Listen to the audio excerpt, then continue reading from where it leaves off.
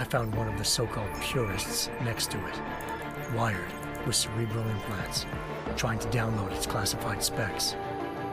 Obviously, something more was going on. The Og killed himself before I could question him. Sarif ordered me to dig deeper, so with the help of Frank Pritchard, Sarif's head of cybersecurity, I did. Turns out a second hacker had been controlling the Og's actions from somewhere off-site. Pritchard and I tracked his signal to a secret FEMA internment camp in Detroit. The Black Op mercenaries were there. The same mercs who'd left me for dead 6 months before. Figured they'd try again when they saw me. Wasn't so easy for them this time. I took out the tank named Barrett, even got him to give me a new lead. A penthouse apartment in China. Of course, we both knew it would be a trap in the end.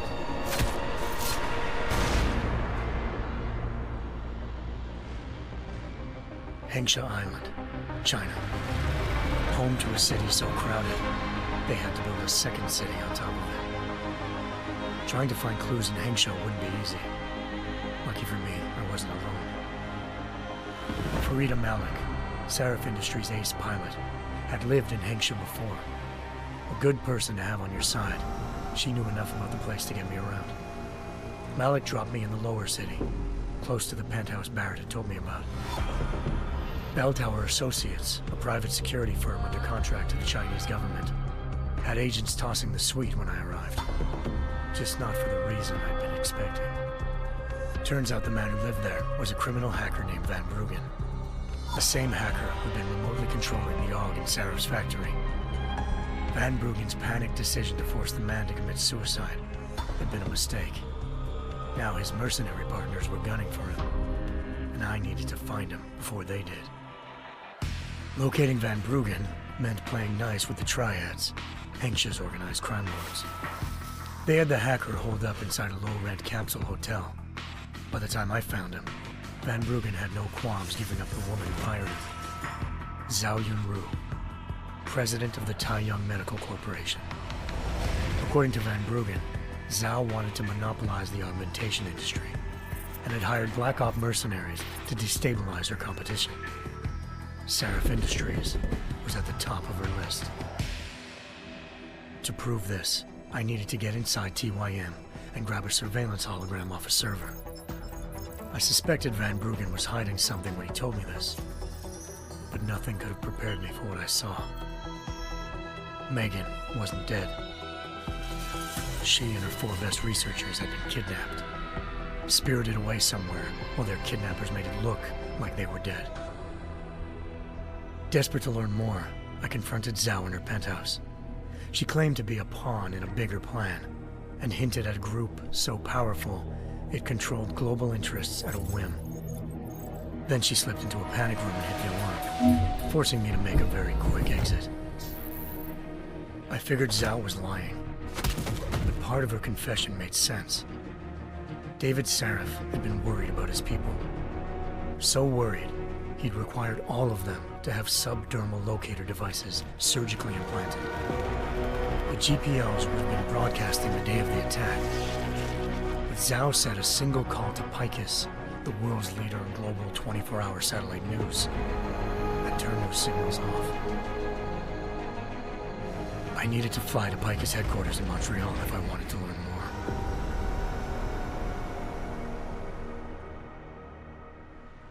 Eliza Cassan, Picus Communications' First Lady of News. Malik thought I was reaching when I told her Eliza was involved in this. The world's most famous news anchor, working with a mercenary hit squad. But when I confronted Cassan in her office, she freely admitted to jamming Detroit satellites the night Megan's team had been taken. Said she's just been following her commands. I suspected she wanted to say more. But Black Op mercenaries showed up looking to shut us both down. And just like that, the Eliza I'd been talking to disappeared.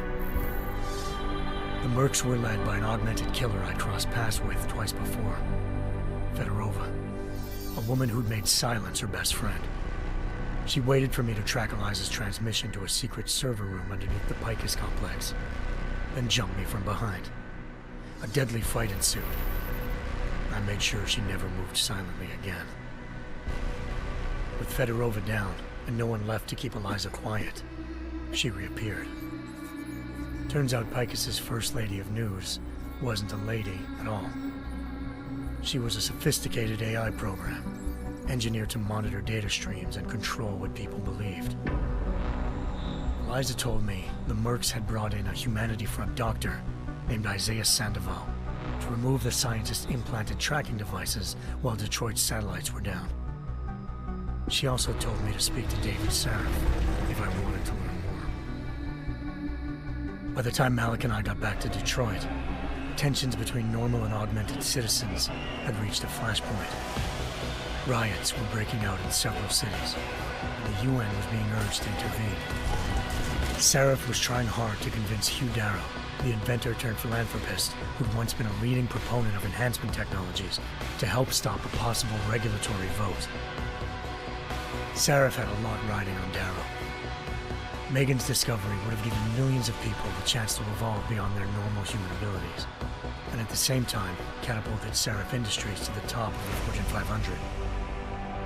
According to Sarif, Megan's kidnappers knew this, and didn't want people evolving unless they controlled how it was done. He called his enemies Illuminati, and urged me to keep searching. Determined to do so, I tracked down Sandoval via America's most outspoken augmentation opponent, Bill Taggart, Sandoval's boss and founder of Humanity Front. Sandoval admitted to operating on Megan's team when I confronted him, but said he hadn't removed their GPLs. He'd merely switched them to a different frequency. Pritchard was able to trace one of the signals to China. Malik and I immediately took off in pursuit. Unfortunately, the Illuminati were one step ahead.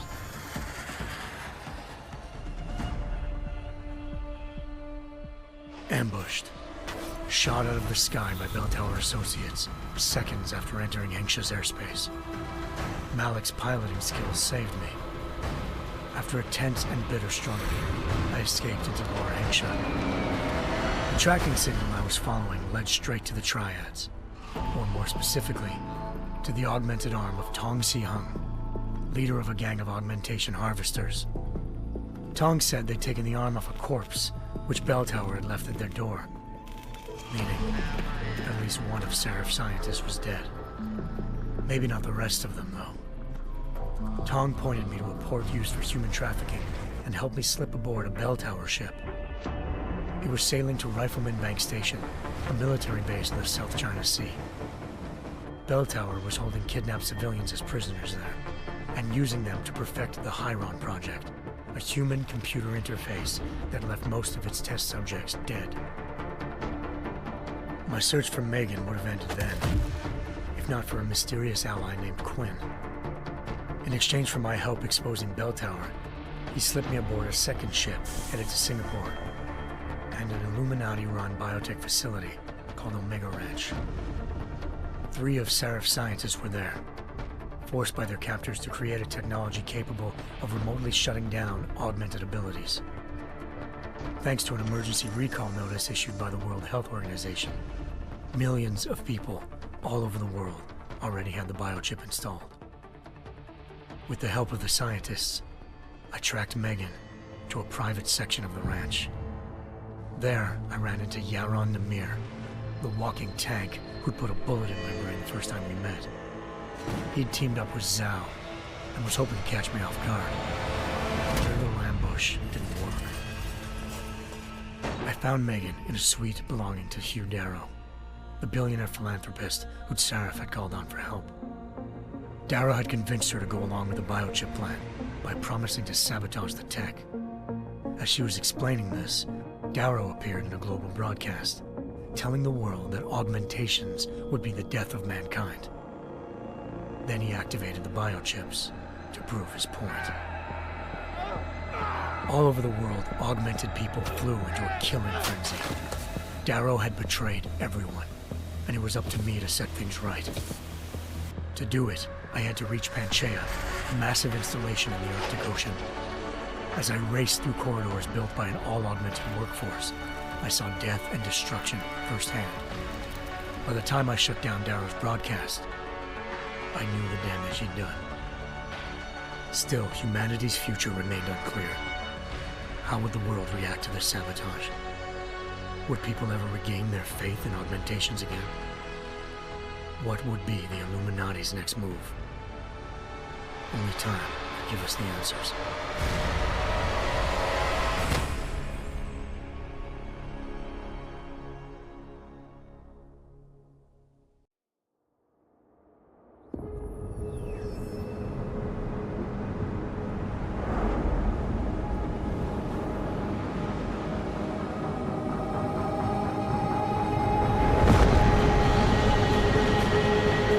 I once thought I could save the world.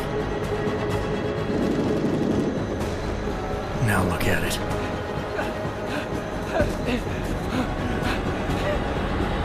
In yet another augmented terror attack, 251 passengers aboard Sister Airlines Flight 451 were killed when an augmented passenger broke into the plane's cockpit and ruthlessly butchered its flight crew.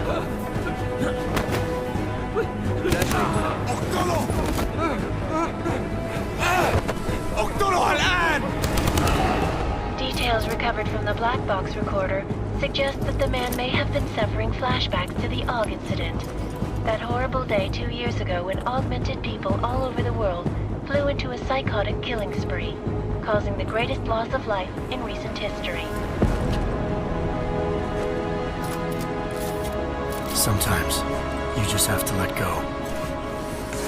And embrace what you've become. Not gonna go all wonky on us now, Hansa, are ya? Well, if I do, McCready, I guarantee you'll never see it coming. Agent Jensen! Am I gonna have a problem with you? No, sir. No reason to assume you would. Good, because you are the only augmented operative on this team, and I intend to make good use of you. Listen up, all of you. We got a sandstorm barreling down our arse and we can't afford to make mistakes.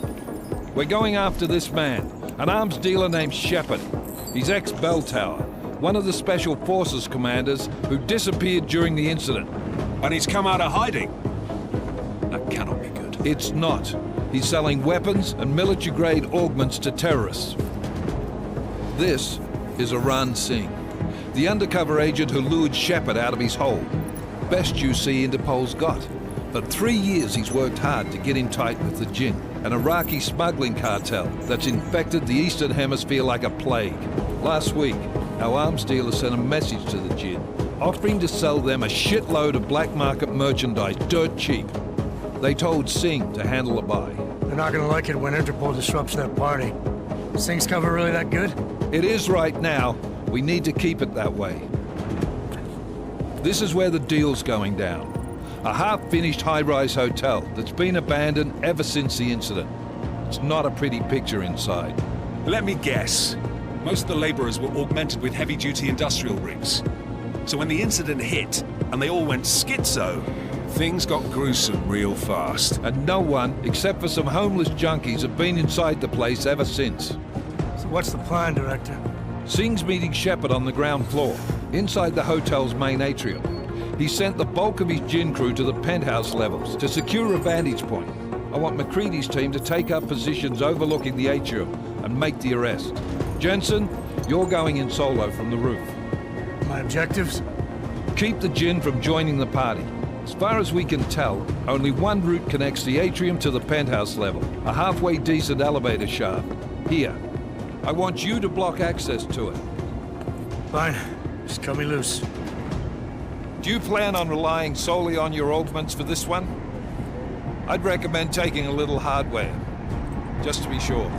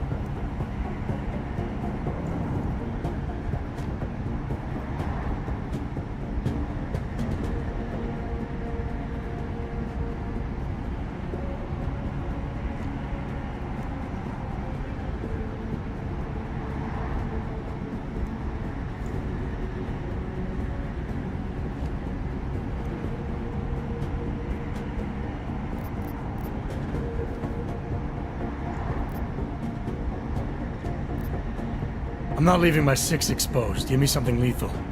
Your call, but Singh's undercover in all this.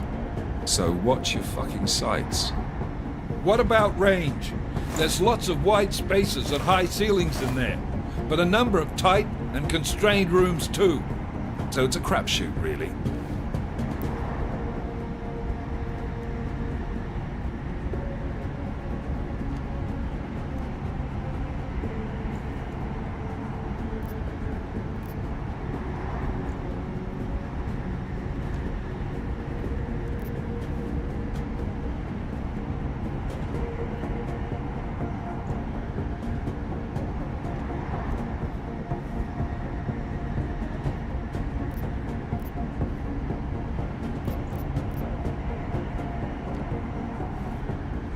Well, I'm not looking to play dice with anyone in there. Give me something with distance. Your call. Less chance of being seen and compromising Singh that way. One last thing, Jensen. Singh said the Jinn are using some sort of portable Wi-Fi device to boost communications. He's got a better chance of maintaining cover if you disable it. We'll keep an eye out for it. But aren't we on the clock here? You said there's a sandstorm moving in. There is, and we got the intel on this mission at the very last minute, so we're scrambling a little. If it comes to it, your #1 priority is keeping the Jinn out of that atrium. Copy that. Time to put away your happy thoughts, gentlemen. We're approaching the target building. You're up first, Jensen. Let's do this. Task Force Action. This is Knife Leader. Engage Hush drives and descend to Angels 1-5.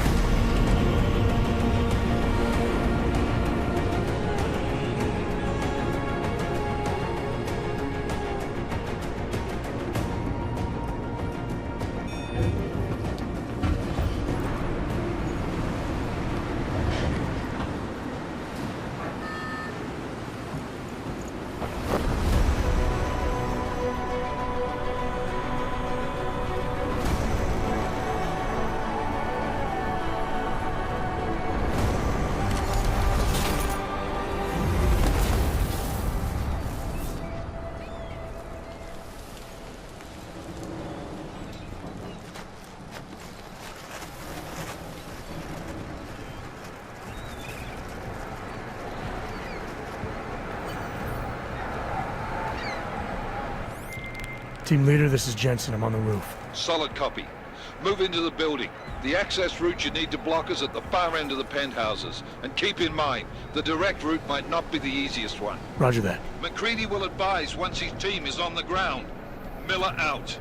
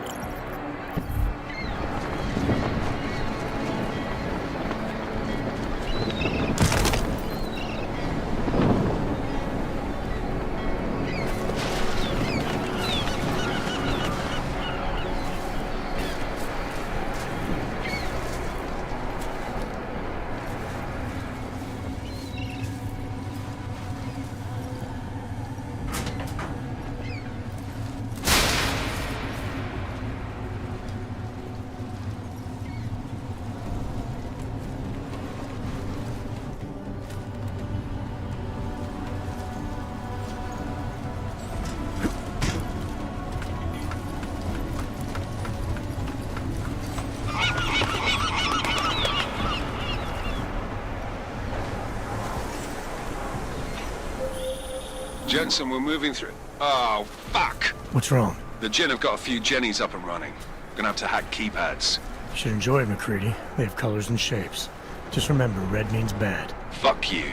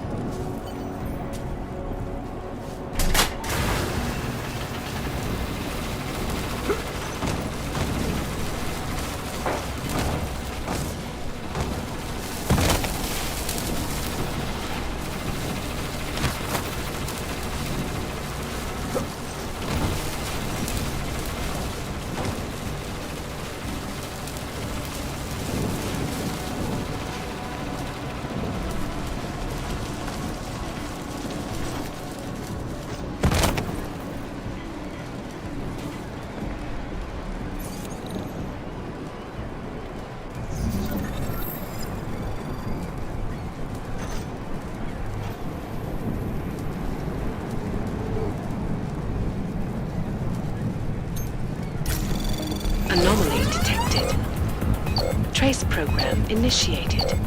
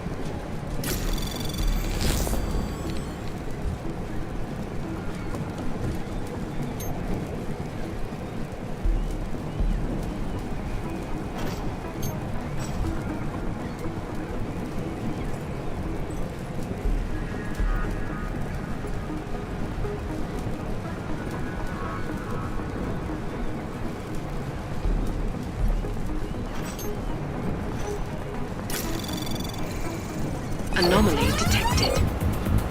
Trace program initiated.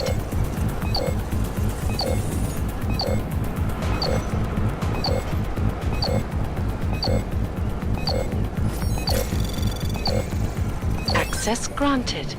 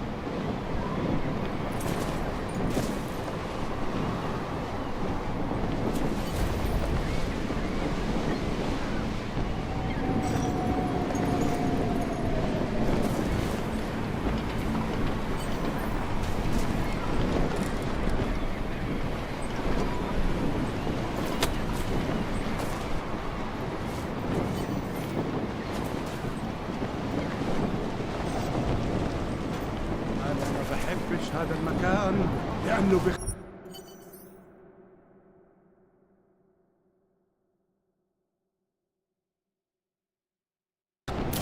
Damn squad. I think that was the last one. احنا ما بدنا أحد تاني يحط هذه العملية في خطر قبل ما يصل تاجر الأسلحة. I'll do another sweep in the area, just to make sure. علمني إذا أي شيء تغير.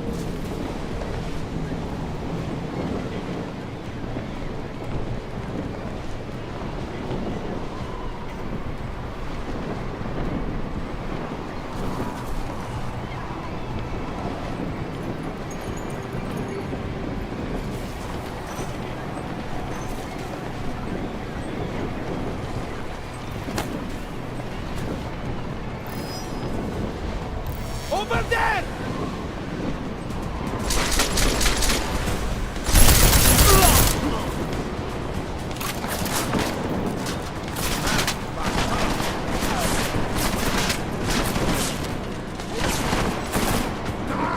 What is it?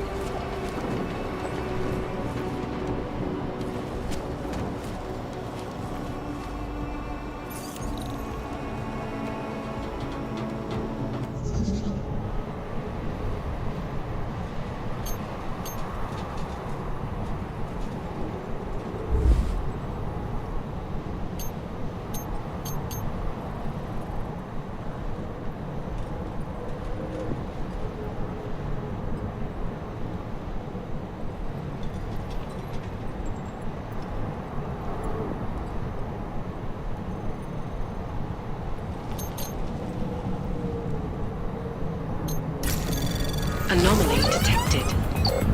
Trace program initiated.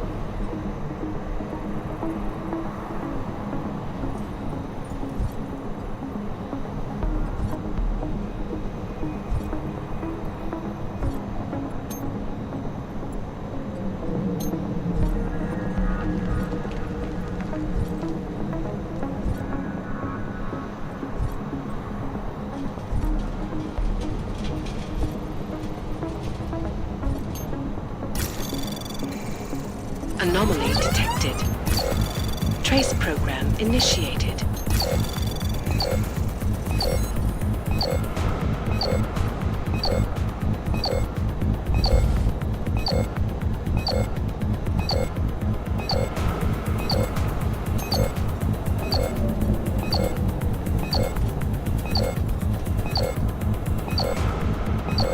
Access denied.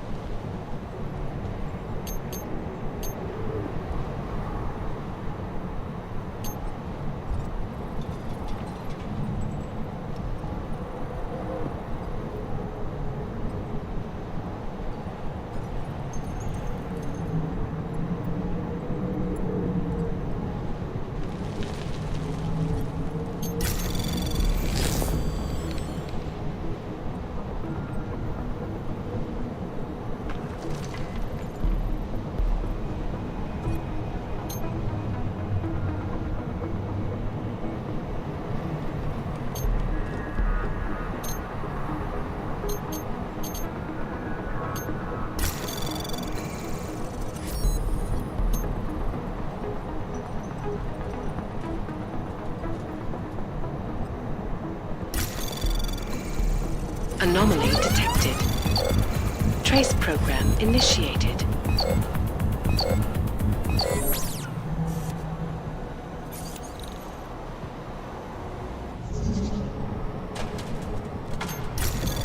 Anomaly detected. Trace program initiated.